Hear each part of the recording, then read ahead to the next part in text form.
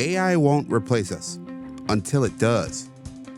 This is commentary from James Brown. Ben Affleck thinks AI won't replace actors and writers anytime soon. Speaking on stage to CNBC, he argued that while AI can mimic Shakespeare's style, it can't create true Shakespeare. Quote, AI can write you an excellent imitative verse that sounds Elizabethan, but it cannot write you Shakespeare. Sure, but neither can you, Ben. I think he's missing the point. Let's start by being honest here. Most of what we watch isn't exactly breaking new ground. Think about your favorite sitcom, whatever it is.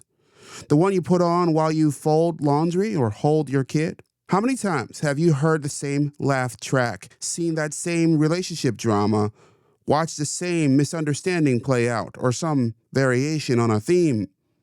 TV and movie tropes are tropes for a reason. They're predictable. Here's the thing that Ben and others might find uncomfortable. AI might not write the next Breaking Bad, but it could probably handle the next great Hallmark Christmas movie. You know, the one about this big city lawyer who returns to her hometown to fall in love with a local baker? The formulaic, the predictable, it's exactly what millions of people want to watch every time Christmas rolls around. Besides, AI is already composing music, painting pictures, and even writing news stories for two of my former employers.